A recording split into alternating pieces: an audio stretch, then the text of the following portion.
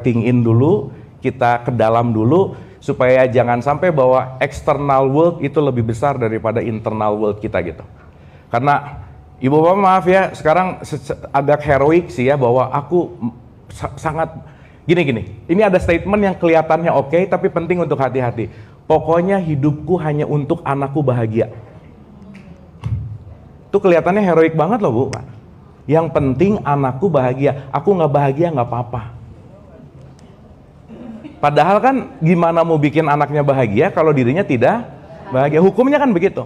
Makanya kalau di Quran itu di surat 66 ayat 6, peliharalah dirimu dan keluargamu.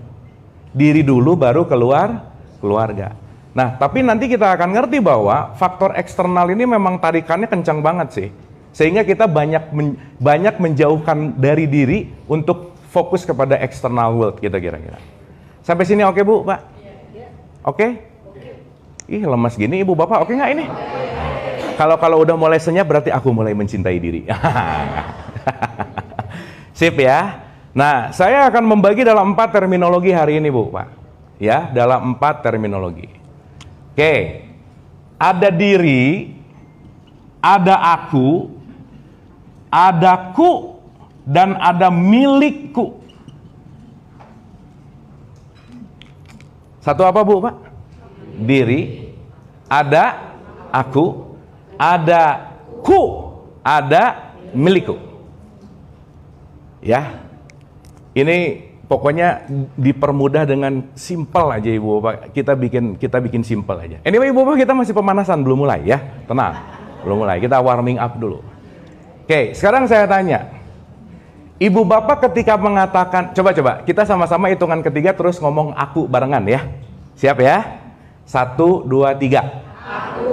Kira-kira begitu ibu bapak ngomong aku, ibu bapak merefer kepada siapa?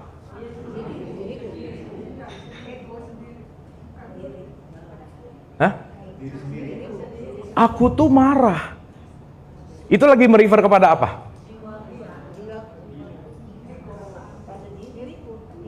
Hah? Oke. Sekarang ibu bapak ingetin satu benda yang paling ibu bapak suka. Bahwa misalkan handphone ini adalah milikku. Berarti handphone ini punyanya siapa? Siapa aku di situ?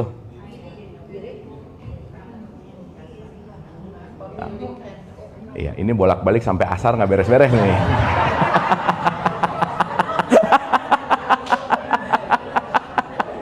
Betul nggak? Ya. Maka kenapa di Quran Allah itu menggunakan statement aku? Betul nggak? Ibu bapak maaf ya, Allah itu namanya Tuhan atau Tuhan itu sendiri? Allah itu namanya siapa? Aku. Dirikanlah sholat untuk mengingat aku. Jadi ibu bapak waktu sholat mengingat siapa?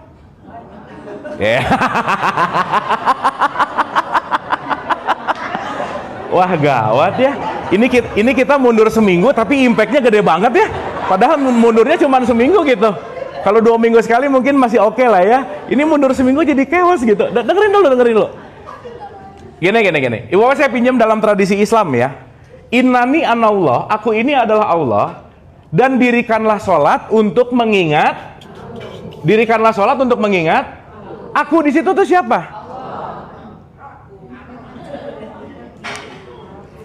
Jadi wajar ya ibu bapak ya, kenapa banyak orang yang sholat nggak kenal sama dirinya, karena dia tidak mengenal aku gitu.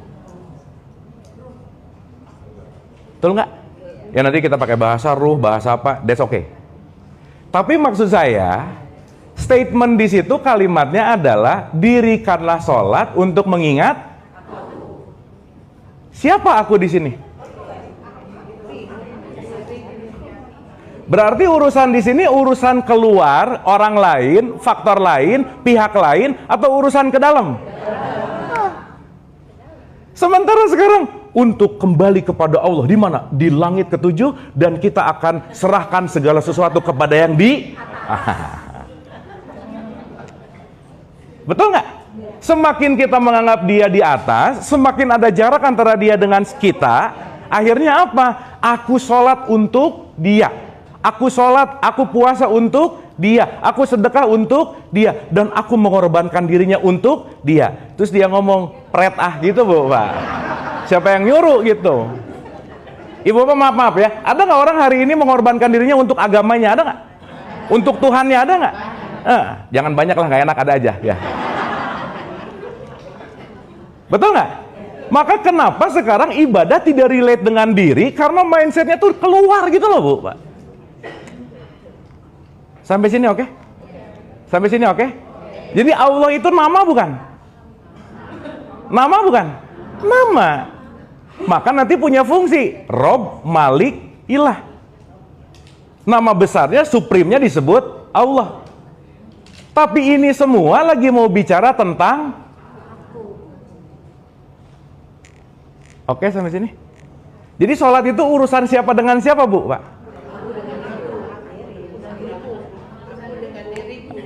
Urusan diri dengan aku. Oke? Pelan-pelan ya Ibu Bapak ya, pelan-pelan ya. Nah, sekarang saya tanya, Ibu Bapak kalau misalkan ngomong diriku, nunjuknya kemana? Nah, dada. Ya. Atau saya tanya, si Abu tuh yang mana Bu, Pak? Nah, yang mana? Ini hidung. Betul nggak? Maka si diri ini nanti akan terpecah menjadi diri. Saya pinjam dari satu pendekatan psikologi aja ya Ibu Bapak. Ada diri yang fisik dan ada diri yang empirik namanya. Jadi physical body dan empirical body. Maka nanti dalam perspektif teologis disebut ada jasmani, ada ruhani. Jadi ada tubuh fisik dan ada tubuh mental. Ada tubuh fisik dan ada tubuh psikologi. Sekarang saya tanya, Ibu Bapak pernah benci sama orang nggak? Oh sering. Aduh, itu jawabannya tidak di luar ekspektasi ya, sering. Tapi nggak apa-apa ya, itu namanya jujur. Sekarang saya tanya, coba ibu bapak rasain, ibu bapak benci sama orang tuh benci sama apanya? Semuanya.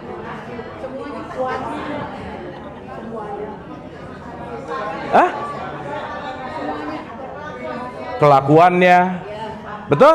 Sifatnya, betul? Sekarang saya tanya, ketika ibu dan bapak membenci orang lain atas kelakuan dan lainnya, pertanyaan besarnya adalah orang yang kita benci, aku benci, atau aku memaknai bahwa itu aku yang benci, yang mana? Aku memaknai. Berarti permasalahannya orangnya atau aku memaknainya? Betul nggak? Makanya ibu bapak maaf ya, kalau seseorang sering membenci orang lain berarti dia banyak membenci dirinya, fix. Kalau orang sering marah ke orang lain, udah pasti dia sering marah sama dirinya. Maka dia mencari faktor eksternal untuk meluapkan si tadi yang di dalam, sehingga apa yang datang di luar itu pasti proyeksi dari dalam gitu. Sampai sini oke? Sip ya? Ibu bapak sekarang saya mau nanya, maaf ya. Ibu bapak kira-kira waktu membenci orang, waktu merendahkan orang, merasa nggak kita lagi menyiksa dia? Merasa nggak kita lagi mengutuk dia? Padahal yang paling kena dampak, impact buruknya dia atau aku? Nah. Sampai sini oke? Sampai sini oke?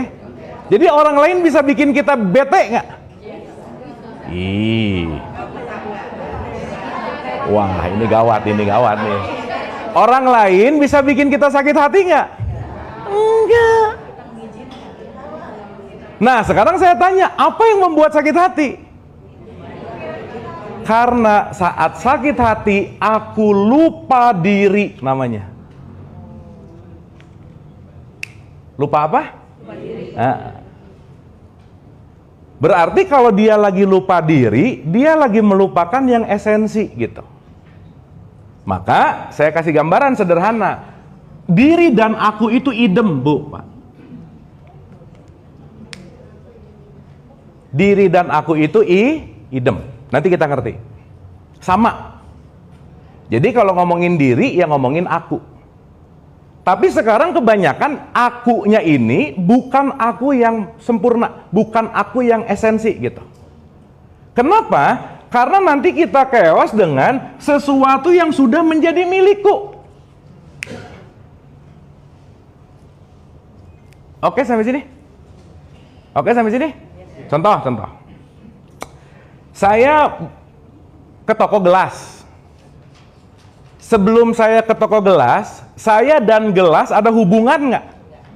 Nggak ada. Setelah transaksi, kris, oke, beli. Akhirnya jadi apa nih? Gelasnya, gelasku. Sip? Jadi mulai ada relations nggak di sini? Relationship ada nggak? Ada. Sekarang saya tanya, gelasnya teman saya dicuri sama gelasnya yang saya dicuri, ketika teman saya, aduh gelas aku hilang, aku biasa aja. Betul nggak? Tapi ketika gelas ini dicuri, sama-sama gelas, tapi ya gelasku hilang. Padahal gelas aku bukan. Hah? Berarti gelas aku bukan? Bukan. Tapi kenapa gelas ini dicuri, kok akunya yang sakit hati? Kenapa? Karena sudah ada ikatan ku menjadi milikku. Sampai sini oke? Ibu bapak aneh nggak mobil yang ketabrak yang sakit hatinya? Ibu bapak punya tanah misalnya ya, tanah kosong. Ya, tanah kosong punya ibu bapak. Begitu ada orang masuk ke situ, siapa nih, gitu nggak kira-kira? Tapi kalau tanahnya orang lain, mau ada yang ngewarung kayak di situ, mau ada gimana, nggak peduli. Betul nggak? Berarti dari diri dan aku ada kemelekatan menjadi milikku. Berarti dari diri dan aku menjadi milikku, ini menjauh dari yang namanya realitas gitu kira-kira. Sehingga sekarang kita menganggap bahwa sesuatu yang milikku itu adalah aku. Sampai sini oke? Sip ya? Ibu bapak paham apa puyeng? Nah, sok ibu bapak puyeng dulu, bagus ya. Nanti ibu bapak dapat aha momennya di ending.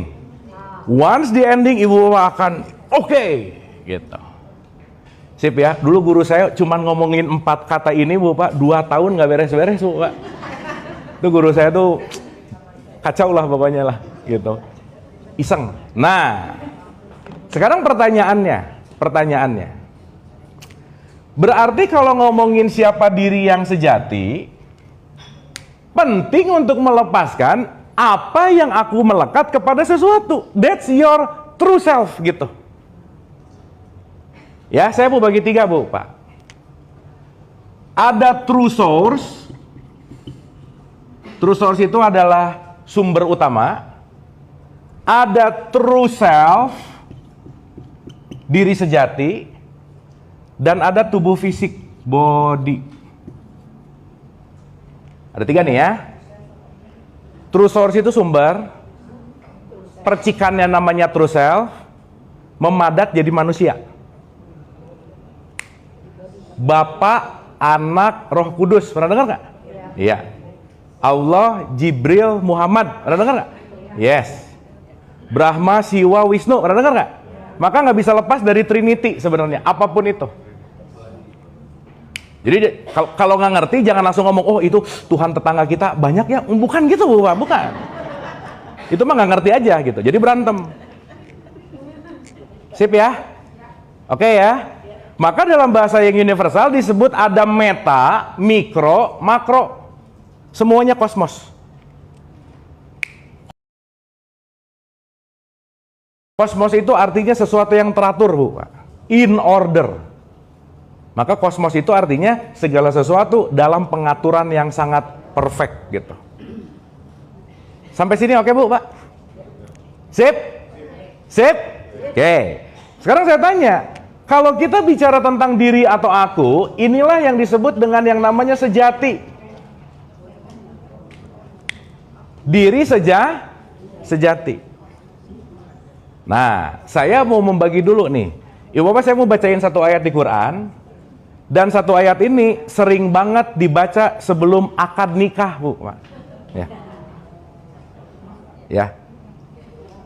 Karena 4 ayat 1 ini identik dengan nikah. Tapi nanti kita ngerti pernikahan itu luas ya, Ibu Bapak ya. Nanti kita ngerti. Oke. Auzubillahi minasyaitonirrajim. Bismillahirrahmanirrahim. Wahai manusia. Wahai siapa, Bu, Pak? Berarti level ayat ini siapa? Untuk siapa? Manusia. Berarti yang disuruh nikah kalau udah jadi apa? Nah gitu. Ibu bapak dulu nikah waktu jadi orang atau jadi manusia? Ya nggak apa-apa ya, nggak apa-apa. Makanya statementnya wahai Oke, ibu bapak, saya mau bagi 3 dulu perspektif. Aduh, ini jangan-jangan lupa nih bedanya orang sama manusia. Fix lupa, udah oke, gini. Udah. Ibu bapak udah nggak usah sosok ngerti. Oh ingat, udahlah. Dari gesturnya kelihatan, Bu Pak ya.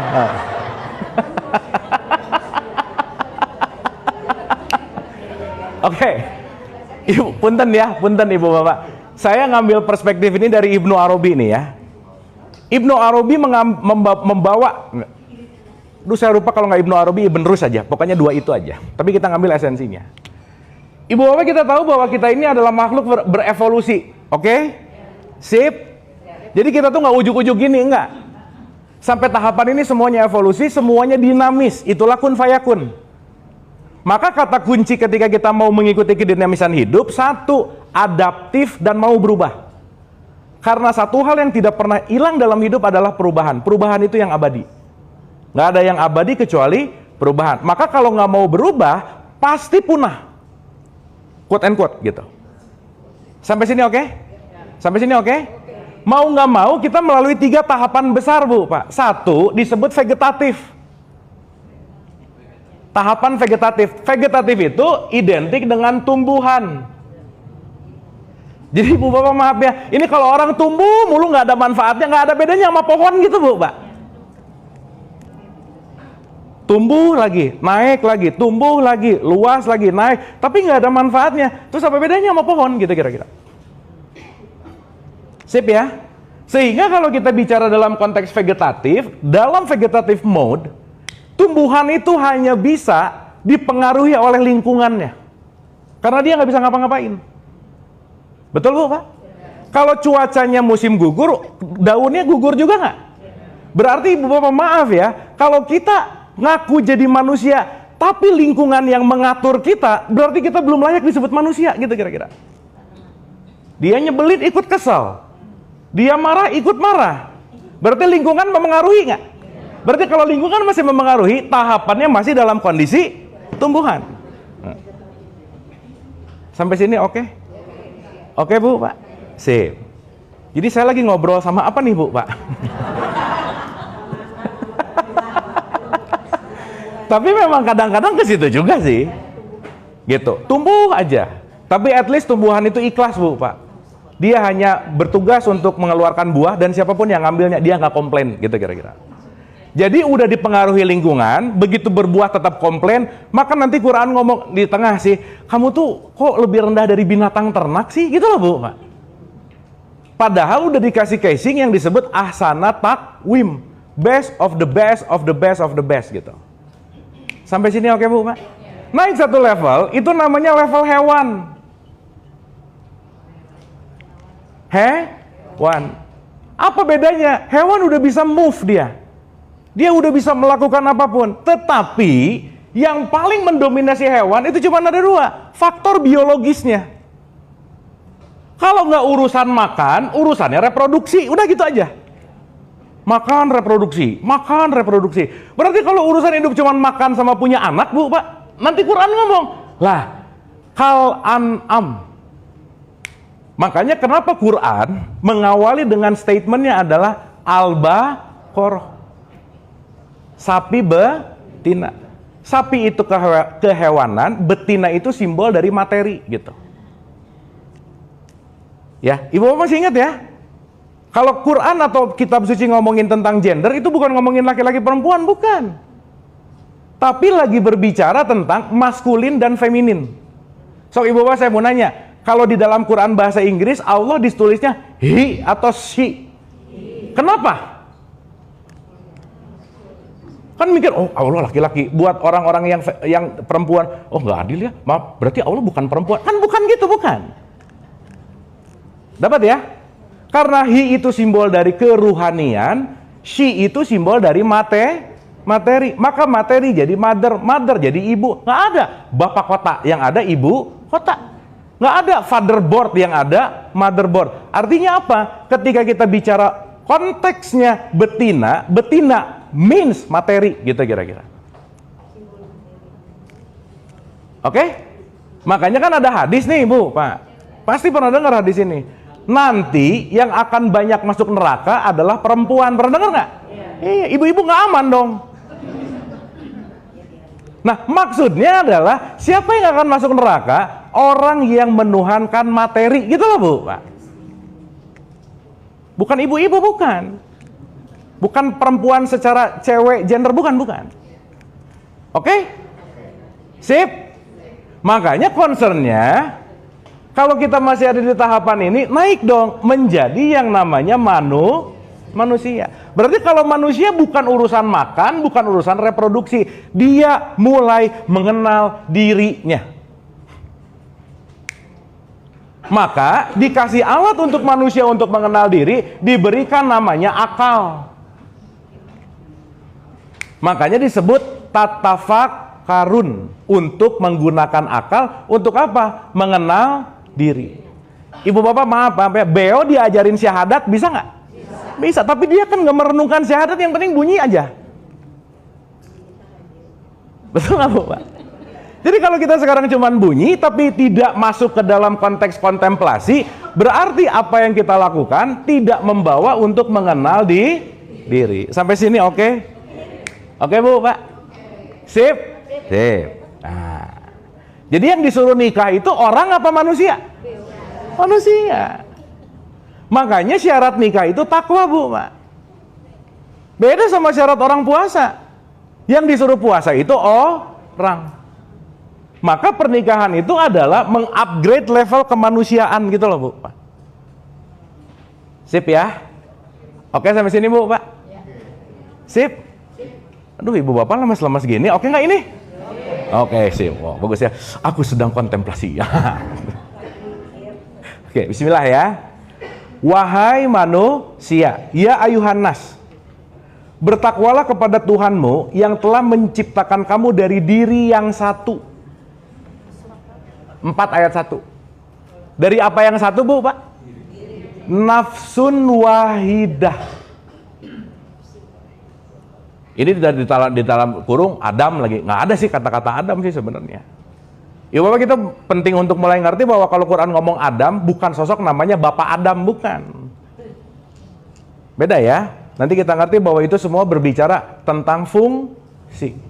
Maka Adam, Hawa, Huldi, Idris, Nuh, itu sebenarnya bukan sosok, sebetulnya bukan itu poinnya. Tapi nanti kita akan paham pelan-pelan. Sampai sini oke? Sampai sini oke? Berarti kalau ngikutin si 4 ayat 1 tadi, bahwa kita tuh datang dari nafsun wahidah, satu jiwa yang utuh, kalau boleh saya terjemahkan sederhana. Jiwa yang apa, Bu, Pak? Oke, contoh. Berarti kalau sekarang pertanyaannya, kalau diri udah banyak kepemilikan, si dirinya bisa jadi lupa nggak, Bu, Pak? Ibu bapak maaf ya, ada nggak orang lupa diri karena jabatannya pengen menjabat terus sehingga dia melupakan esensi dirinya? Bisa begitu nggak? Jadi post power syndrome misalnya. Sip ya? Berarti ketika kepemilikannya lebih besar dari dirinya, itulah yang disebut lupa diri. Kira-kira ibu bapak kita ini hidup banyak lupanya, banyak ingatnya. Nah gitu. Makanya kita ini semua lagi amnesia bareng, Bu, Mak. Makanya kalau di Quran wajar nggak banyak kata-kata ingatlah. Ingatlah. Berarti konteks kita ini sebenarnya mencari yang belum ada atau mencari yang udah ada. Tapi kita nah, terus habis itu dengan santainya ngomong manusia memang tempatnya hilaf. Nah gitu. Ya iya sih gitu. Nanti dengan kata-kata yang agak-agak sedikit julid-julid religius gitu ya, kan manusiawi. Manusiawi dong kan aku marah. Nah gitu, Bu, Pak. Oh itu tuh kayak oke banget gitu. Sip ya. Kan julid-julidnya dikomain lagi. Sekedar mengingatkan. Itu nyebelin banget ya. Ngingetin apa sih gitu ya. Oke, sampai sini Bu, Pak. Sip ya. Berarti concernnya kita ini lagi dalam keadaan kenapa lupa? Iya, nggak ingat, benar sih.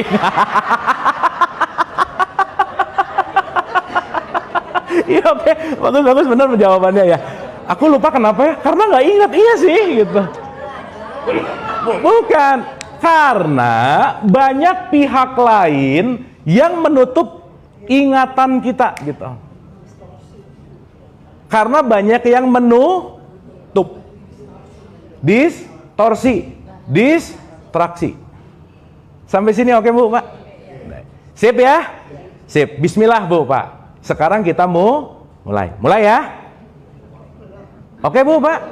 Coba Ibu Bapak kita tepuk tangan dulu nih, boleh ya? Nah gitu. Nah ya, karena ini kita cuma ngomongin 4 variabel aja, 2 pertemuan sih. Jadi pelan-pelan. Supaya nanti Ibu Bapak mulai oh gitu.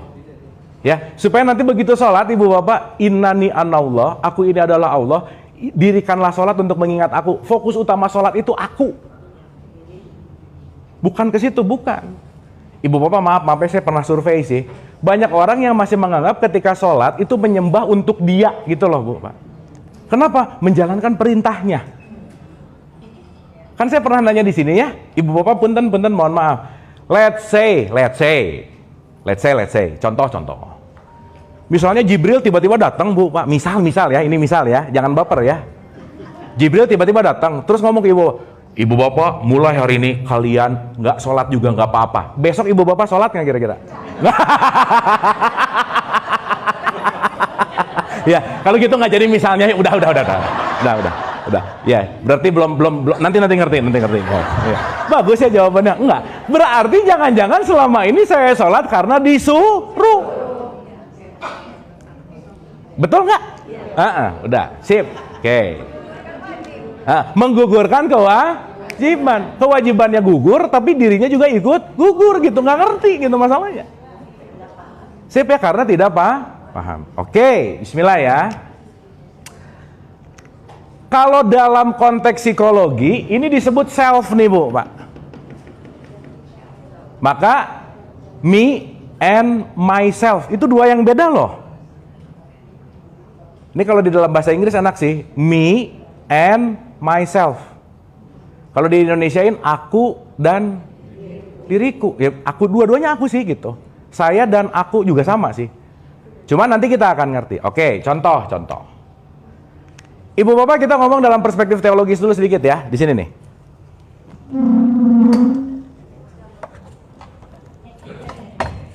Dah, aman. Si true source kita ini sama nggak Bu, Pak? Semua kita ini datang dari lautan yang sama. Itu disebut true source. Ya, dalam perspektif Islam ini disebut Allah. Mau disebut Brahman boleh, Yahweh boleh, Sang Hyang boleh. Terserah. Makanya ini sebenarnya hanya simbol yang ini lagi mau mengatakan tentang dia. Berarti kalau dia ada sesuatu di sana nggak? Ya, tapi nanti kita ngerti di sananya di mana. Oke? Berarti saya, ibu-ibu, bapak-bapak, secara esensi datang dari lautan yang sama nggak? Iya. Lautan yang ada di, atau sungai yang ada di Cisadane, sungai yang ada di Cilamaya, sungai yang ada di mana, yang beda namanya atau esensinya? Namanya. Sip? Sampai sini oke? Oke.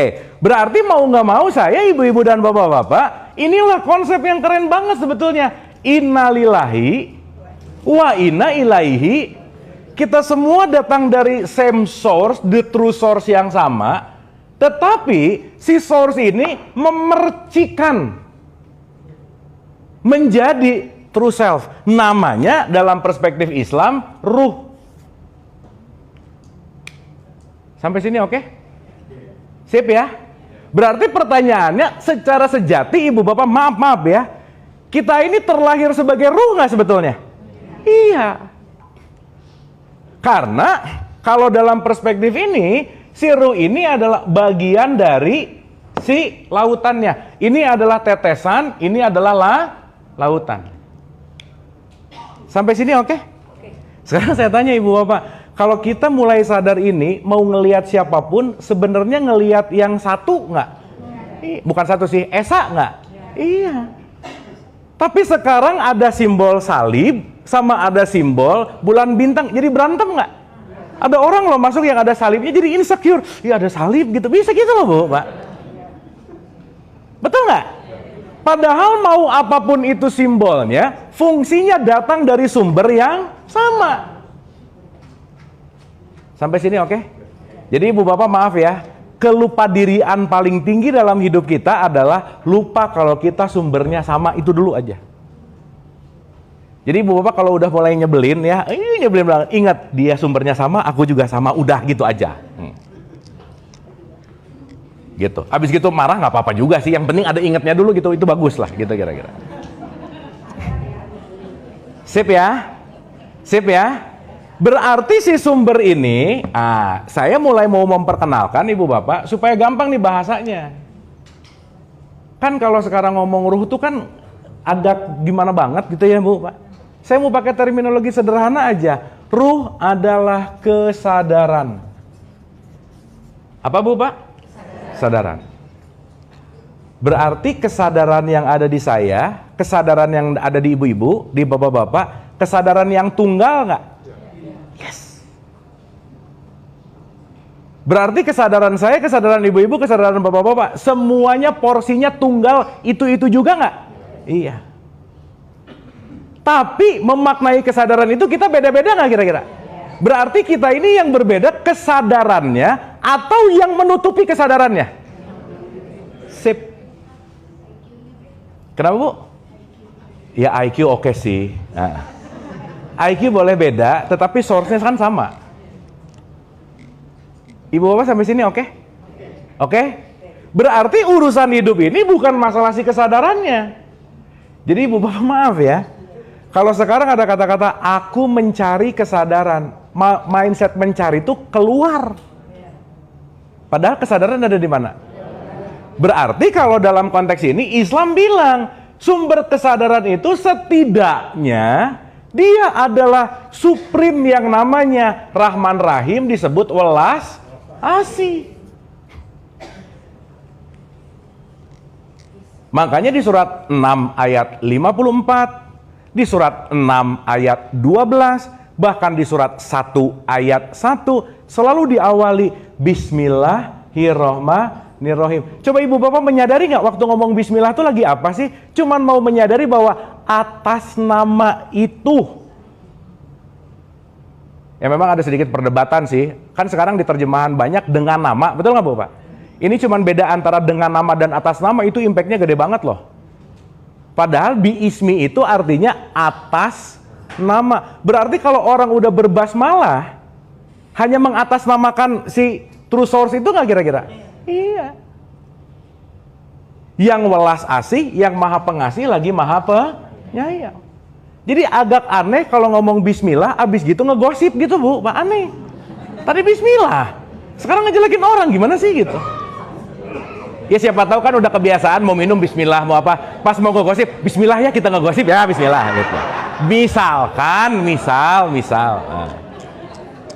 Ya kan itu jadi kebiasaan ya. Makanya sekarang orang bismillah banyak basa-basi gitu loh bu, pak. Tapi lupa kalau itu sedang mengatasnamakan ini gitu. Sampai sini oke bu, pak? Sip? Oke? Oke, pelan-pelan ya. Berarti ibu bapak maaf ya. Maaf nih. Si kesadaran ini sebetulnya udah ada belum? Ada. Tapi tertutup. Kenapa? Karena kita dikasih tubuh yang fisik, tubuh yang empirik. Nanti kita bahas itu pelan-pelan. Tetapi intinya adalah ingat-ingat dulu, kita semua kesadaran yang tertutup oleh sesuatu.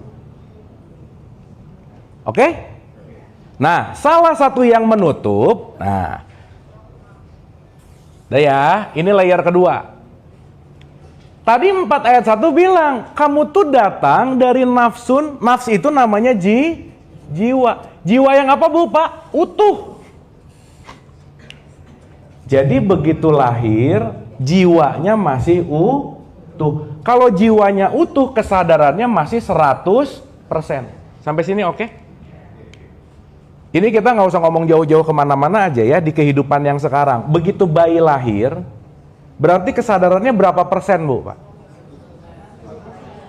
Atau gini pertanyaannya, bayi lahir udah punya kesadaran belum? Ya gini Ibu Bapak, tolong gini. Gini aja pertanyaannya gini.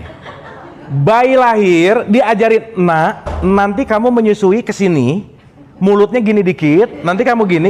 Les dulu ya, nak. Ada gitu nggak? Tapi dia bisa nggak? Kenapa? Nah, gitu. Ibu Bapak bisa bedain mana sadar, mana bangun nggak? Ibu Bapak sekarang lagi sadar atau lagi bangun? Nggak yakin saya. Loh, orang bangun bisa nggak sadar nggak? Kenapa? Karena ketika dia bangun, dia hanya memutar-mutar memori, memutar-mutar kebiasaan, bahkan melakukan apapun nggak sadar gitu. Betul nggak Bu, Pak? Jadi orang bangun belum tentu sadar. Sip ya? Makanya ketika kita bangun, disuruh sholat supaya kembali kepada sadar. Kenapa? Rutinitas harian kita akan cenderung membuat kita jadi nggak sadar, jadi mabuk gitu kira-kira. Oke? Berarti si bayi yang pertama lahir, ini mah contoh sederhana, ini contoh bodoh banget ya Ibu Bapak ya, karena ini dalamnya nanti panjang banget sih, cuman saya pengen ngegampangin aja. Jadi begitu si bayi keluar dari rahim ibu, jiwanya utuh, kesadarannya 100%. Oke? Kira-kira lama-lama kesadarannya ketutup nggak? Kenapa ketutup? Ya dogma oke. Karena dia memiliki panca indera. Sensis. Mulai dia dengar, mulai dia lihat. Ibu Bapak yang aktif duluan pendengaran apa penglihatan? Pendengaran, makanya bayi lahir nggak bisa langsung, nah 2 tambah 2 berapa, nggak bisa. Tapi kalau ada suara buk, dia nangis, betul nggak? Ya. Maka setiap pendengaran yang masuk, penglihatan yang masuk, pelan-pelan titik-titik si jiwa yang utuh itu mengurai Bu, Pak.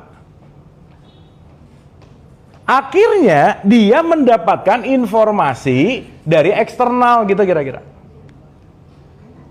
Sampai sini oke Bu, Pak? Sip ya?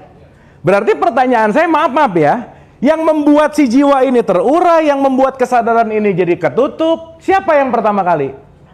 Orang tuanya, ibu bapaknya. Loh, begitu saya tiba-tiba lahir, enggak tiba-tiba sih, begitu saya lahir, langsung, kamu Abu ya? Berarti saya lagi dikenalin kepada diri palsu saya nggak? Iya. Nama kamu Abu bin keturunan, di mana keturunan ini adalah. Betul nggak? Sehingga yang asalnya nafsun wahidah, jiwa yang utuh, si jiwa ini mulai terpecah Bu, Pak. Semakin jiwa memecah, semakin dia menutup kesadaran. Maka tertutup bahasa Arabnya kafir. Jadi orang yang kafir adalah orang yang menutup kesadaran dengan informasi apapun di luar dirinya. Sampai sini oke Bu, Pak? Sip ya? Nah, saya tuh cuman mau ngomong ini sih sebenarnya. Ibu Bapak oke sampai sini? Oke. Kira-kira di tahapan sekarang Ibu dan Bapak, si jiwa ini terpecah-pecah nggak kira-kira? Iya, nanti kita ngerti sebentar lagi. Oke, Ibu Bapak sampai sini oke? Paham? Berarti kita ini semua di ruangan ini yang sama, yang tunggal apanya? Kesadarannya. Yang beda apanya? Kualitas jiwa. Makanya nggak ada dokter sakit ruh, nggak ada Bu, Pak. Yang ada sakit jiwa. Karena ruh nggak pernah sakit. Oke? Sip? Oke. Nah, pelan-pelan nih. Pelan-pelan. Berarti tendensi ketika si ruh atau kesadaran ini ada, lama-lama tertutup nggak Bu, Pak? Tertutup. Berarti si kesadaran ini lama-lama ketutup nggak? Ketutup sama apa? Pecahan-pecahan jiwa. Nah, kenapa jiwa bisa pecah dalam tanda petik? Nah, nih, ini kata kunci hari ini. Satu ya. Ibu bapak kita dikasih info dari luar nggak? Dikasih? Ketika aku diberikan info dari luar, artinya aku sedang melakukan komunikasi untuk melakukan satu hal. Akhirnya satu hal ini namanya proses identifikasi, Bu, Pak.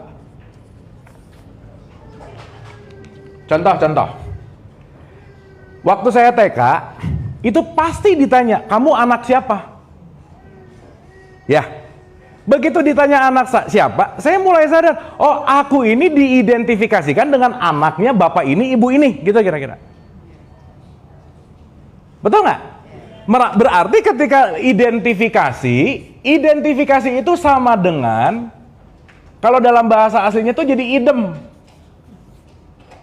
Idem itu artinya menyamakan, sama. Maka kelak proses identifikasi ini terjadi, menjadi kesamaan ini, inilah menjadi namanya identitas. Sampai sini oke Bu, Pak? Paham ya? Ulang. Kan kita lahir murni nih, dikasih nama, berarti nama nanti sama dengan aku nggak? Iya. Akhirnya ketika si namanya sama dengan aku, akhirnya jadi ada ikatan-ikatan banyak nggak Bu, Pak? Iya, akhirnya aku mengidentifikasi diriku dengan nama ini. Akhirnya nama menjadi di sini mulai cerai, pisah antara diri dan identitas. Sampai sini oke? Sampai sini oke? Nah, saya tanya lagi tentang orang nyebelin tadi. Ibu bapak ini sakit hati dirinya atau sakit hati identitasnya? Identitas. Kenapa? Begitu dia ngejelekin nama saya, aku merasa bahwa aku itu adalah nama itu. Berarti menyamakan nggak? Maka menyakiti nama itu menyakitiku. Di parkiran PIM ada orang duduk di atas kap mobil kita, gitu. Karena aku mengidentifikasi dengan mobil, kalau dia ngedudukin mobil sama dengan ngedudukin aku. Jadi marah nggak kira-kira? Kenapa? Karena terlahir Paham sampai sini? Oke? Berarti terjadi nggak sama gelas tadi Bu, Pak? Karena aku mengidentifikasi gelas ini sebagai aku, maka menyakiti gelas adalah menyakiti aku. Ah, ini contoh yang bagus nih ya. Saya mau nanya Bu, Pak, mau nanya dulu nih. Nah, nih, ini contoh yang bagus. Tadi Bapak bisa bilang ini punya orang. Kenapa? Karena aku sudah mengidentifikasi dengan tongkat yang itu, betul nggak? Iya. Bisa jadi chaos nggak? Bisa.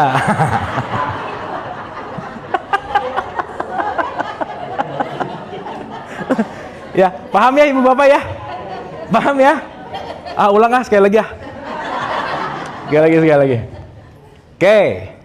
Berarti semakin banyak si titik-titik keluar, semakin banyak identitas nggak? Berarti sekarang problematika inti dari hidup adalah aku nggak bisa bedain mana diri, mana identitas. That's it. Dan yang menarik adalah ketika lekatan ini makin banyak, si kesadarannya makin ketutup nggak? Iya. Maka dulunya nggak punya Harley, tidur nyenyak. Begitu punya Harley, stres Bu, Pak. Jam 1 bangun, masih ada nggak?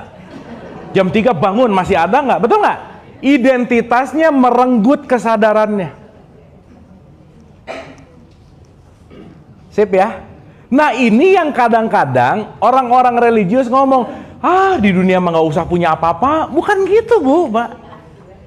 Tetapi jangan sampai yang kamu miliki lekatan itu mengganggu kesadaranmu gitu loh Bu, Pak. Kan sekarang ibu bapak maaf ya suka gini nih, di dunia nggak apa-apa lah, kere lah apa, dan yang penting nanti di akhirat. Nanti di akhirat. Jadi hidupnya tuh nanti gitu loh Bu, Pak. Sekarang jadi nggak hidup gitu. Apalagi semoga nanti masuk surga. Kalau ada, betul nggak Bu, Pak? Nanti gitu. Sip ya. Berarti kalau kita living in future, ada di masa depan, ini pasti nih. Nah ibu bapak kalau nanti mau digambarin, si kesadaran ini analogi bodoh aja ya. Si kesadaran ini tinggal 1%, 1% kebanyakan sih, tapi ini gambaran. Identitasnya 99%. Jadi semua luka penderitaan dalam hidup, kenapa? Karena aku menyamakan dengan apapun selain diri sejatiku. Dan menariknya ibu bapak, maaf ya, maaf banget. Semakin ada cinta dalam apapun energetik ini semua, semakin tingkat identitinya pasti tinggi. Makanya ibu bapak, hidup pada dasarnya akan selalu disakiti sama orang yang kita cintai ibu bapak, selesai. Karena kita mengatasnamakan cinta. Nah, kamu tuh darah dagingku. Menyakiti kamu, menyakiti papa gitu. Mengidentifikasi nggak? Taunya anaknya nggak nurut sama bapaknya, stres nggak? Stres. Kenapa? Karena kita melakukan identifikasi, menyamakan. Nah, ibu dan bapak, dalam perspektif Quran, semakin banyak yang garis-garis merah sama biru yang keluar ini, semakin banyak identifikasi sama identitas inilah yang disebut menjadi orang musyrik. Jadi musyrik bukan gara-gara agamanya, bukan. Maaf. Ibu bapak maaf ya. Agama identitas bukan? Iya. Sesama aku sebagai muslim merasa disakiti. Lah, muslim yang mana? Karena udah teridentifikasi aku muslim, ada orang nyerang Islam dan chaos. Kenapa? Karena dia menuhankan identitas. Jelas ibu bapak? Sip ya? Berarti pertanyaan saya, penting nggak untuk kita melakukan rekonstruksi, menyadari mana identitasku dan mana diriku yang penting nggak Bu Pak? Contoh. Ini saya ulang-ulang, Ibu jangan bosen ya. Saya mau ngulang-ulang nih. Contoh ya. Ibu sampai sini oke ya? Oke. Mudah-mudahan mulai gini ngerti, aku ternyata mengidentifikasi aku anak. Anak gimana? Aku sakit. Aku ternyata mengidentifikasi sama apa? Harta hilang, sakit. Aku ternyata mengidentifikasi sama apa? Semuanya. Makanya ibu bapak maaf ya. Hati-hati sama yang namanya idol, Bu, Pak. Ini saya waktu ngomong hati-hati sama idol, jangan nonton Indonesian Idol. Bukan. Ya, bukan. Ada yang komen gitu pernah, Bu, hati-hati sama Indonesian Idol, bukan. Gini. Hati-hati sama sesuatu yang kita idolakan. Karena semakin kita mengidolakan siapapun, semakin ada kaitan ini kencang banget. Itu namanya parasocial disorder, Bu, Pak. Contoh. Saya punya favorit gitaris namanya Joe Satriani, Bu, Pak. Ya, favorit tuh. Sampai pokoknya di kamar saya tuh dulu ada poster aja. Wah, ngefans banget. Tapi lama-lama ada orang ngejelekin Joe Satriani, ikut kesal, Bu, Pak. Kamu enak aja, gitu. Lah, kenapa jadi gini ya? Ternyata idol membuat identitas sangat kuat gitu, Bu, Pak. Karena ibu bapak, once kita idol kepada siapapun, udah siap-siap tinggal nunggu waktu kecewa aja, udah pasti. Makanya saya tanya, Bu, maaf ya. Nabi Muhammad keren nggak membuat sistem ini? Kerennya apa coba? Selalu mengatakan sama siapa-siapa, sahabat. Nabi Muhammad tuh nggak, aku guru kamu murid, nggak ada loh, Bu, Pak. Supaya apa? Supaya tidak menjadi gitu. Kan sekarang, aduh nggak enak ngomongnya sih, tapi gitu ya ibu bapak paham ya maksud saya mau ke arah mana gitu ya. Iya, mengidolakan 1 dan 2 ribut kemarin, betul nggak? Iya, karena melekat. Udah gitu yang dulu dipilih sekarang mengecewakan. Waduh, ini cerita di zaman Nabi Adam bu pak ya. Oh, enggak. Maaf, tidak ada siaran ulang, maaf. Ya. Curhat Kang, dulu tuh ya, iya, dulu itu mah ya. Siap ya? Makanya idol itu bahasa Qurannya disebut berhala gitu loh bu, pak. Berarti kalau orang menyembah berhala lagi ngapain dia? Ibu bapak maaf ya, saya tuh punya teman seniman, di rumahnya patung semua. Ada teman, bu kenapa ngajak ke tempat yang banyak berhalanya? Aneh banget, ini patung. Itu kan kalau yang alergi gitu ya ibu bapaknya sih, ini berhala, nah gitu. Ya tapi nggak apa-apa juga sih, nggak apa-apa lah. Mungkin belum ngerti aja kan gitu. Sip ya ibu bapak ya. Jadi hati-hati terhadap idol. Makanya Sadguru tuh bilang, don't look up, don't look down. B aja. Udah biasa aja. Dah. Semakin biasa aja, semakin kita terbebas dari ini nih. Oke ibu bapak? Sip ya? Makanya saya selalu ulang-ulang, ibu bapak jangan percaya omongan saya, setuju nggak? Nah udah gitu aja. Ini anggap cerita dongeng aja. Karena kita semua adalah sahabat bertumbuh gitu. Di sini mah nggak ada guru murid, nggak ada. Pertama, saya tidak berusaha meyakinkan sesuatu. Yang kedua, nggak pengen diikutin juga gitu. Kenapa? Saya aja nggak tahu jalan, apalagi ibu bapak ngikutin saya gitu. Repot ya.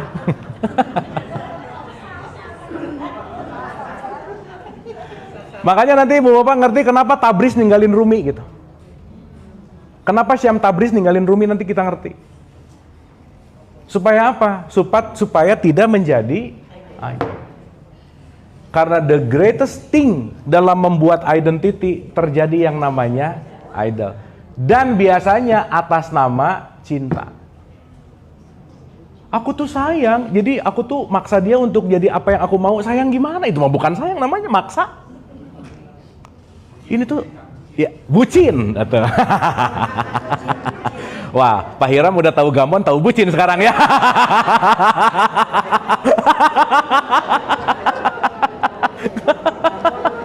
Iya.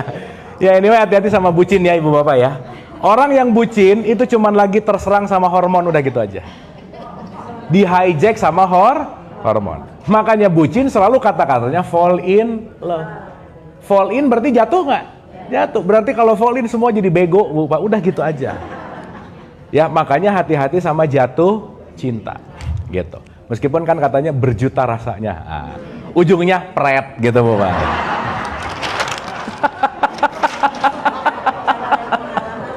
Ya udah ya.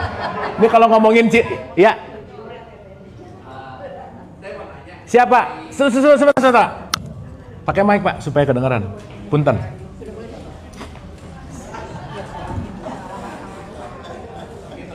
Ya. Ya, Bapak mau cerita bucin apa silahkan Pak. Iya, menyangkut masalah idol. Ya. Jadi apakah kita tidak boleh mengidolakan Nabi Muhammad? Itu aja. Ya. Pertanyaan saya. Gini Pak. Gini. Kata-kata tidak boleh mengidolakan ini kita penting untuk membuat satu statement yang agak bold dulu sedikit nih. Contoh. Ayo Pak. Nuhun Ibu, atur nuhun. Oke. Ibu Bapak bisa bedakan nggak mengidolakan dan mencontoh sang idola? Bisa bedain nggak? Makanya kata-kata Quran itu bukan suruh mengidolakan Nabi Muhammad, tetapi menjadi uswatun hasanah, menjadi contoh buatmu gitu. Makanya Nabi Muhammad nggak ada fotonya bu, Pak. Betul nggak? Maksudnya supaya apa? Jangan jadi idol, tapi ikutilah akhlaknya gitu. Contoh. Mantap. Pak, makasih Pak. Jadi ada ide ini nih. Diri dan identitas. Sekarang saya mau nanya. Maaf ya.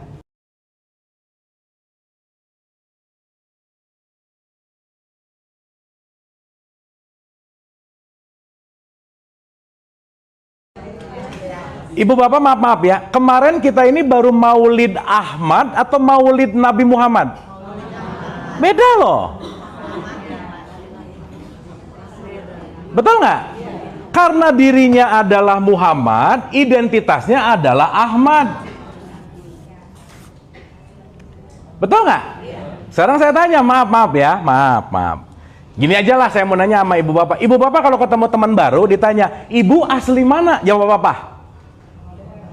Bandung, betul? Jakarta, betul? Yang ngomong Bandung, Jakarta, Surabaya, Padang, itu lagi ngomongin diri atau identitas? Identitas. Maka identitasnya Ahmad itu Arab gitu misalnya. Padahal kalau tadi kita ngomongin the true self, aslinya kita langsung datang dari sumber nggak? Iya, yang datang dari Bandung itu bukan aku, tetapi yang dilekatkan sebagai kendaraanku itu adalah bukan diriku yang sejati, kendaraannya. Itu namanya identitas. Makanya disimpan di KTP gitu, Bandung 4 berapa apa. Itu sebagai kartu identitas. Tapi secara esensi kita lahir dari sumber yang sama nggak? Nah gitu.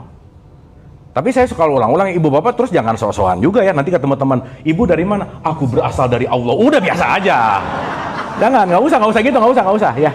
Soalnya kalau yang nggak ngerti nanti korslet pasti udah dari Allah sih gitu, puyeng dia gitu.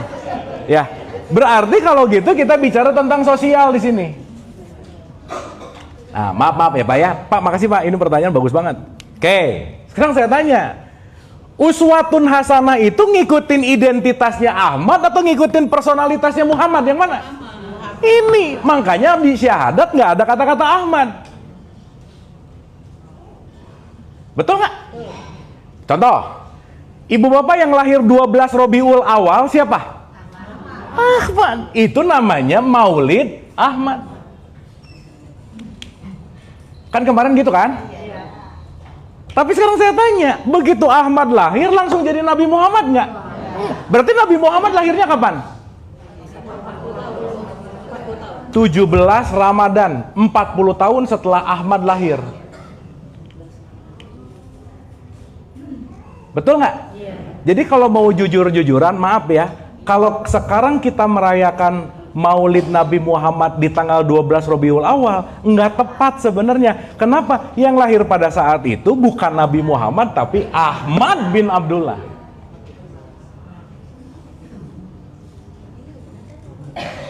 Oke? Tapi udah nggak usah ribut ya ibu bapak, udah gitu aja kita paham-paham aja udah.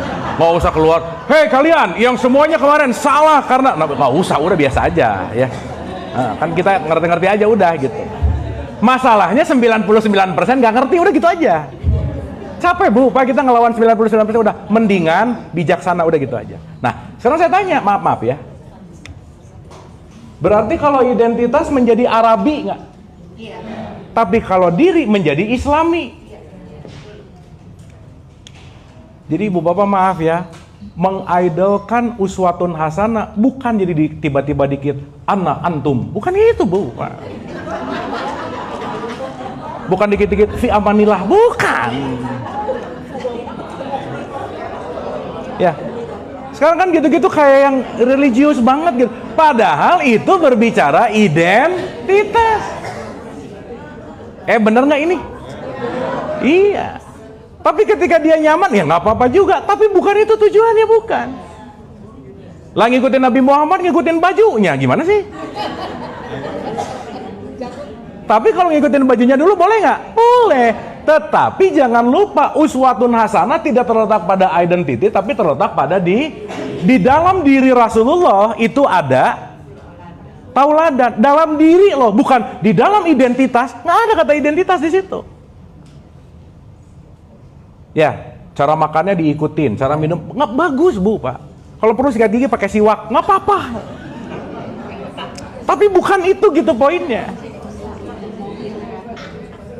Kenapa? Karena kalau kita udah mulai masuk di sini, nanti masuk kepada ajaran namanya. Di sini kita berbicara budaya. Gitu. Oke, Pak? Sip ya? Sip.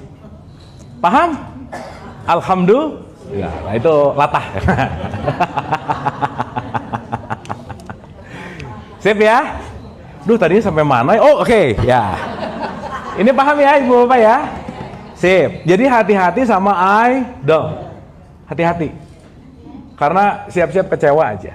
Nah, terakhir. Wih, udah setengah 12 ya? Oke. Wah, kayaknya 3 pertemuan. Ya nggak apa-apa ya, Ibu Bapak ya. Ibu Bapak sampai sini dapat sesuatu nggak? Get something ya? Sip, mantap. Dah, terakhir. Sekali lagi ya, jadi kemarin secara esensi Maulid Ahmad, Maulid Nabi Muhammad. Maulid Ahmad. Nanti kalau mau Maulid Nabi Muhammad pas Ramadan, Bu, Pak. 17 Ramadan. Baru Maulid Nabi Muhammad. Apalagi nanti kita bicara bahwa si diri ini namanya Nur Muhammad.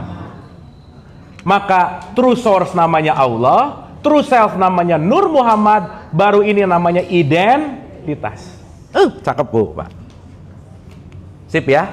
Jadi nanti Ibu Bapak bedain antara nama dan fungsi. Karena kalau kita udah sibuk dengan nama, fungsinya hilang. Contoh, kalau udah dinamakan, kita kehilangan esensi. Contoh ya, saya mau ngomong gini, suara singing bowl. Beda sama beda nggak, Bu, Pak? Beda. Karena begitu saya menamakan suara singing bowl, itu udah beda sama. Dan itulah realitas. Nggak perlu nama, nggak perlu makna, that's reality. Begitu dinamakan, kita akan menolak realitas. Maka salah satu hal yang paling penting dalam konteks ini semua nanti apa? Menghilangkan semua nama, itulah yang disebut la ilaha, gitu loh, Bu. La ilah. Nanti ujungnya cuma satu, illallah, gitu kira-kira. Oke, Bu, Pak? Dah, ini analogi yang easiest way. Jadi Bapak udah mulai bisa. Identitas tadi apa, Bu, Pak? Mengidentifikasi. Aku mengidentifikasi berarti menyamakan. Kalau menyamakan berarti orang yang nyakitin singing bowl ini menyakiti aku. Maka ininya jatuh. Ya. Saya pernah, Bu, Pak, baru beli handphone, mau jatuh handphonenya diginiin, jek gitu. Karena terlalu ada identifikasi gitu misal. Ya, hati-hati sama identifikasi. Hati-hati dengan mengidemkan, hati-hati dengan identitas. Terakhir, Bu, Pak, ya, supaya jauh lebih dapat. Jadi sakit itu pada diri atau pada identitas? Hah? Diri kan nggak pernah sakit, nggak pernah lapar. Masa terus self lapar? Lapar itu fisik body. Oke? Berarti yang fitrah nggak pernah berubah, bukan urusan tubuh kita, bukan. Ya, nah contoh. Saya seneng banget gambarin pakai contoh ini, Ibu Bapak. Ya, Ibu Bapak mungkin punya putra putri atau cucu yang suka main game, ya. Oke. Kalau main game berarti aku memerankan sesuatu yang ada di game, betul, Bu, Pak? Ya, oke. Let's say ini call game. Berarti kalau saya mau main game, zaman saya tuh namanya dulu Street Fighter, Bu, Pak. Wah, dingdong. Main dingdong. Nah, berarti saya harus memilih avatar nggak? Avatar nggak? Iya, saya pilih satu avatar namanya si biru. Di sebelah saya, main dingdong juga kan lagi bareng nih. Dia pilih avatar yang merah. Sampai sini oke? Makanya kalau dalam perspektif Hinduism, Buddhism ini disebut awatara, disebut avatar. Nanti dalam perspektifnya Ibnu Arabi ini disebut mawujud. Wujud, mawujud, nanti ada gitu. Tapi nanti kita paham pelan-pelan. Oke, sekarang saya tanya. Saya berarti lagi mainin yang biru, teman saya lagi mainin yang merah. Terus dua-duanya berantem. Pertanyaan. Yang diri, saya yang main atau avatarnya? Mana yang diri? Nah, bingung nih. Yang disebut self, disebut diri, yang mainnya atau yang dimainkan? Ini diri. Aku sedang memainkan identitas. Ini identitas berarti. Betul? Oke? Berarti ketika aku sedang memainkan identitas, bahwa aku yang memegang penuh kontrol. Mencet mukul, ikut mukul. Mencet tendang, ikut tendang. Jadi kalau saya pencet tombol mukul, dia ikut mukul. Oke Bu, Pak? Nah, berantem, cukup berantem. Ini saya sama sebelahnya berantem. Yang lagi berantem di mana? Di dunia avatar. Oke?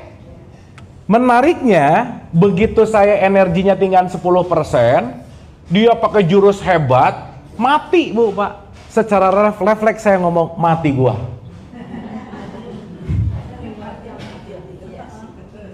Sok ibu bapak perhatiin ya, anak-anak atau cucunya lagi main game, kalau lagi terhimpit, aduh mati aku.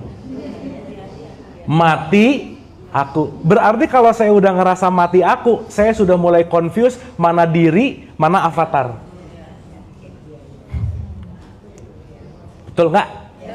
Berarti si diri dipukul sakit nggak? Si diri ini dipukul sakit nggak? Kenapa? Karena yang lagi saling pukul-pukulan tuh avatarnya. Tapi karena dua-duanya sakit hati jadi berantem beneran. Gitu Bu. Betul nggak?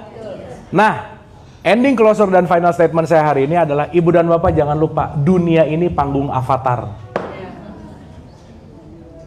Jadi nggak usah bucin-bucin amat, nggak usah baper-baper amat. Kenapa? Karena semuanya hanya gameplay. Kalau kita mulai sadar bahwa kita pemain dan kita sedang memainkan peran, kita mulai sadar bahwa tidak akan ada yang menyakiti diri. Karena kenapa? Yang selalu jadi penderitaan adalah begitu aku menyamakan diriku sebagai identitas. Maka kenapa identitas itu harus dihancurkan dalam tanda petik? Identitas itu idol, berhala. Kenapa menghancurkan berhala? Menghancurkan berhala bukan menghancurkan patung, tetapi belajar menghancurkan identitas. Kan kadang-kadang kalau gelar jadi identitas nggak Bu, Pak? Iya. Haji jadi identitas nggak? Sok pulang haji nggak dipanggil haji, nggak mau noleh. Anak aja udah haji baru noleh gitu. Betul nggak? Berarti si identitas ini akan sangat menutup yang namanya kesadaran. Oke, Ibu Bapak. Sip ya? Dapat sesuatu? Kesimpulan besar. Ya, kesimpulan besar. Berarti ada aku sejati, ada aku yang terpecah jiwanya. Jadi gini Ibu Bapak, yang asalnya jiwanya utuh, dia masuk TK, punya gelar TK, kepecah. Masuk SD, punya gelar SD, kepecah. SMP, SMA, kuliah, S1, S2, S3, profesor, bla bla bla. Dia sebagai suami, dia sebagai CEO, dia. Akhirnya jiwanya kepecah-pecah nggak sama semua pecahan itu? Yes. Nah itulah maksudnya bahwa kembali lagi, satukan lagi pecahan-pecahan jiwa ini. Maka kalau hidup sudah menyatukan pecahan-pecahan ini, itu disebut rest in peace. Tapi kalau mati belum menyatu, namanya rest in pieces. Nah, gitu. Ya, jadi rib itu ada dua. Apakah dia udah peace atau dia masih memecah sebagai sebuah ingat warisan lah, ingat anak nanti gimana lah, ina itu. Itu jadi rest in pieces. Ibu bapak mau rest in peace atau rest in pieces? Pilihannya masing-masing. Oke? Sip, silakan Ibu.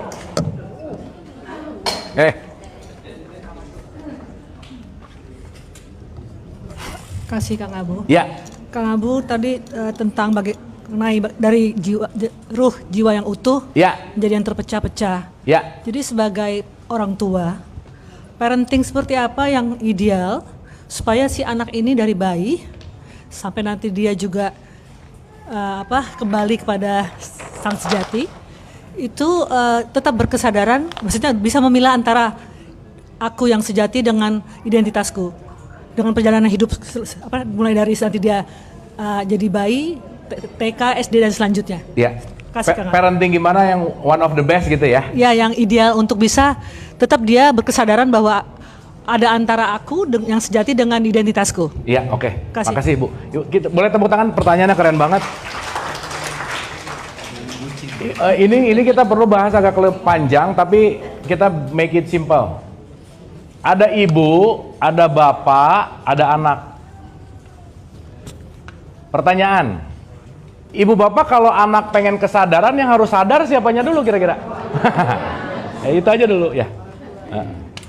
Ya Allah, aku pengen anakku soleh soleha, tapi dicontohin tiap hari nggak soleh soleha gitu, nggak bisa.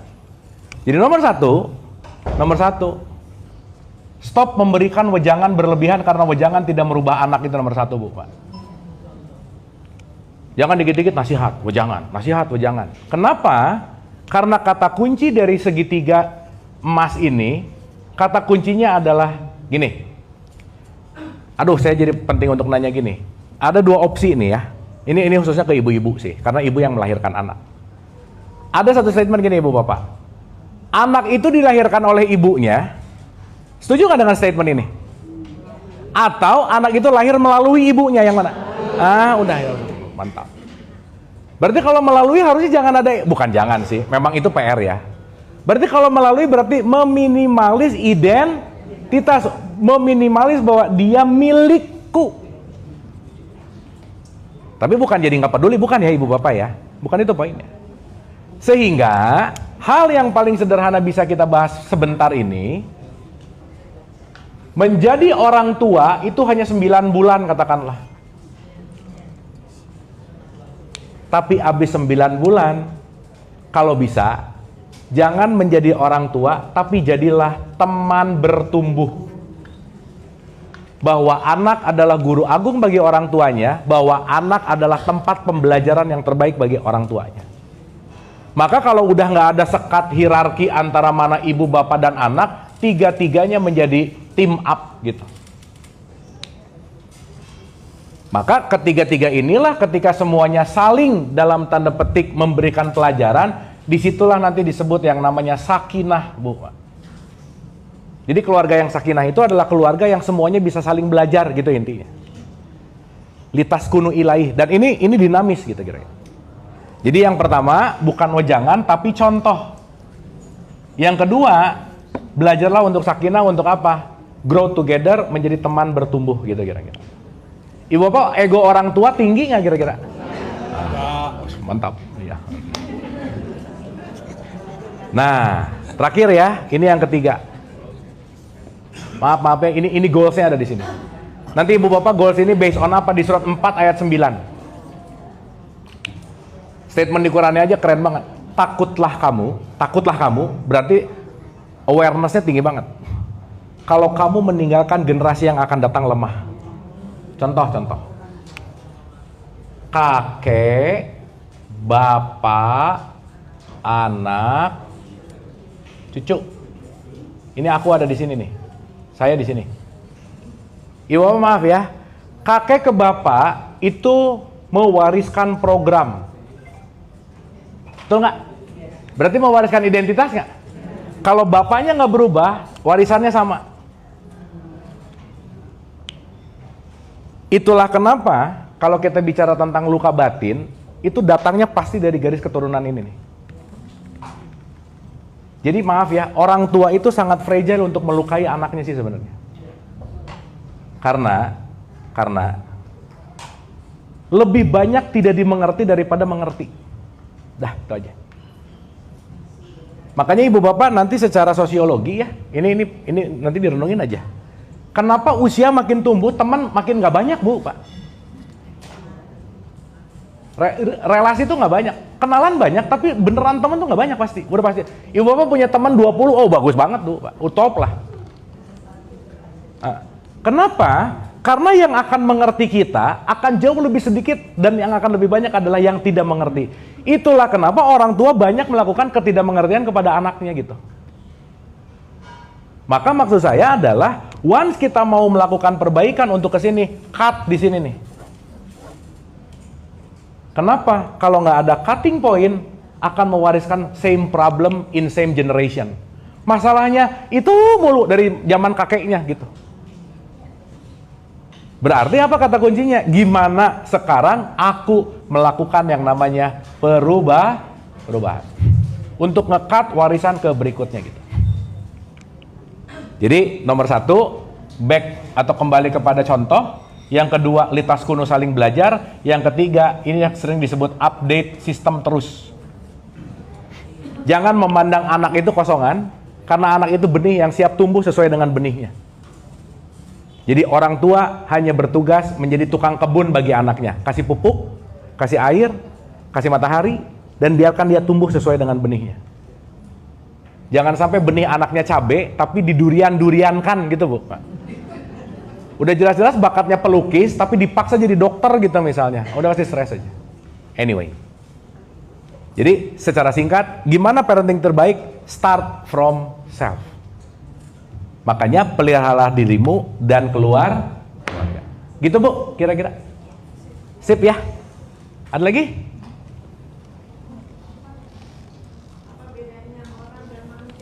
Gimana Bu?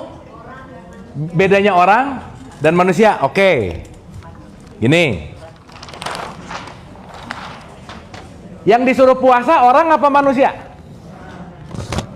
Nah ini jam-jam segini udah mulai jam-jam asbun nih ya. Nih mulai nih. Ini jam-jam makan siang nih. Hai orang-orang yang beriman. Berarti puasa itu statementnya pada konteks orang. Oke. Simpelnya begini. Saya pakai bahasa aslinya dulu dari bahasa Quran. Ada basyar, ada insan. Dah ya, kita pakai terminologi yang sering aja. Ibu bapak sering dengar kata-kata yang mana? Basyar kamil atau insan kamil? Nah, berarti value pada insan, bukan pada basyar. Means, basyar itu adalah orang, insan atau nas itu adalah manusia. Berarti kalau orang itu berbicara tentang tampilan fisiknya, tapi manusia itu adalah value-nya. Jadi kalau basyar tentara, manusia itu jenderalnya. Tidak semua tentara jenderal. Pangkatnya. Apa pangkatnya? Manusia adalah pangkat orang yang sudah mewarisi sifat ilahiyah. Simpelnya sifat ilahiyah ini namanya welas asih. Contoh. Maaf ya ibu bapak ya, kalau saya lagi pelit, lagi jadi orang apa lagi jadi manusia? Nah gitu. Tapi begitu saya lagi nolong orang lain, saya lagi jadi apa? Nah gitu. Sip ya. Jadi orang yang KTP-nya Islam pasti manusia nggak? Belum tentu. Maka kalau manusia nanti konteksnya Islami. Inilah nanti yang disebut diri. Tetapi basyar itu KTP-nya, identitas. Jadi ya, kita ini semua yang pasti apa? Orang. Lagi belajar jadi manusia. Gitu. Jadi tidak semua orang layak disebut. Kenapa? Karena masih ada di level hewan. Bisa nggak? Kembang biak terus urusannya. Makanya hidup bukan hanya untuk berkembang biak, tapi juga berkembang baik, gitu Bu, Pak. Bukan hanya untuk makan minum, tapi juga bermanfaat. Maka kata kunci di sini insanul kamil adalah manusia yang takwa, gitu kira-kira. Ada wong, ada menungso, ada jelema, ada manusa, ada people, ada human, ada person, ada human. Itu kan beda. Person itu topeng, human itu value-nya. Gitu. Makanya di Quran ada basyar, ada insan. Ada casing, ada value. Jadi maaf ya, manusia ditentukan dari identitasnya nggak? Kemanusiaan ditentukan dari identitasnya nggak? Jadi maksud saya Ibu Bapak, jangan sampai identitas keagamaan salah satunya membunuh kemanusiaan kita maksudnya. Gitu. Sip. Jadi kita orang apa manusia? Udah nggak usah dijawab, udah cukup.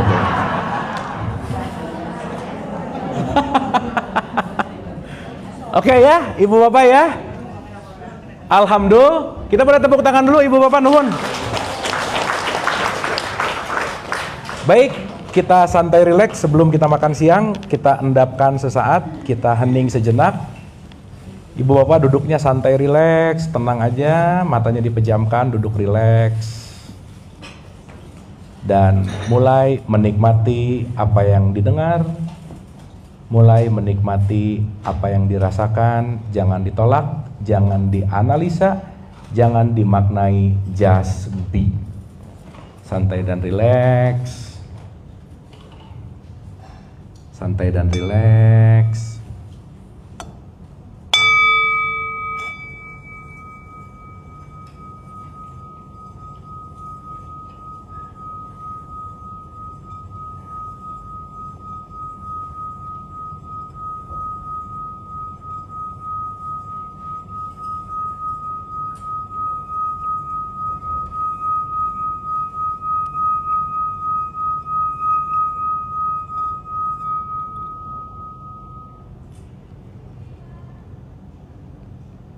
Fokus ke nafas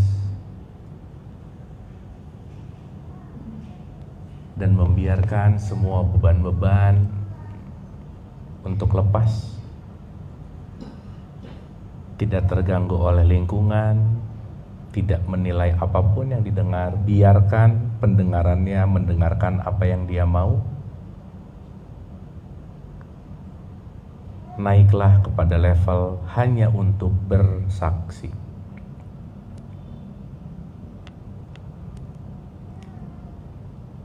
Ketika pikiran apapun yang hadir, saksikan. Ketika apapun saat ini perasaan yang hadir, saksikan. Semua hanya disaksikan.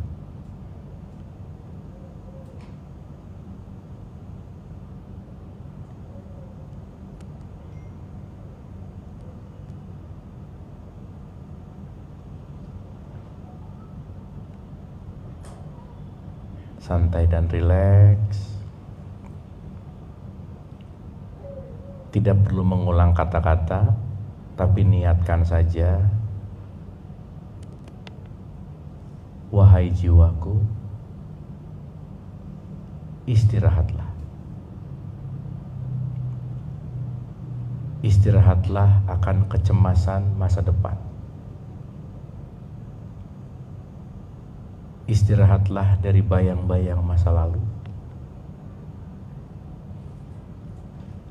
Istirahatlah dari semua kecurigaan, kecemburuan, kebencian, amarah, dengki, iri, dendam. Istirahatlah.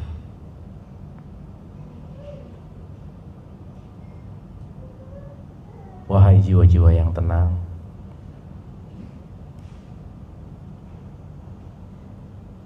maafkanlah apapun yang belum dimaafkan.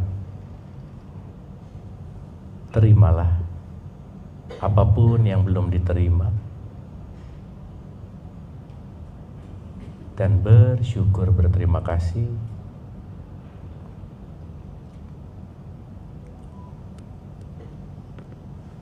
santai dan rileks.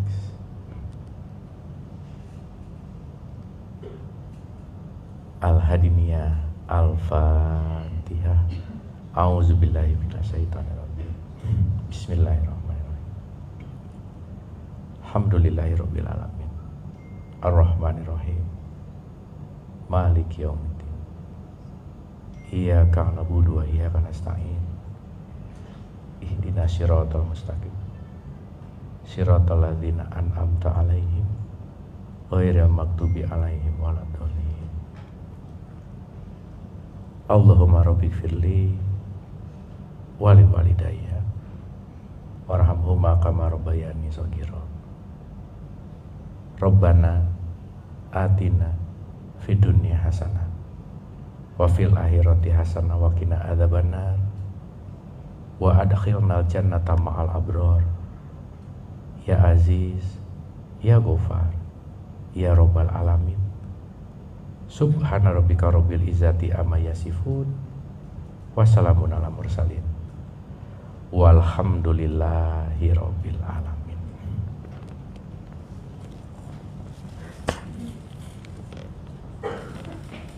Amin, amin ya Allah ya rabbal alamin. Ibu dan bapak hatur nuhun, semoga bermanfaat.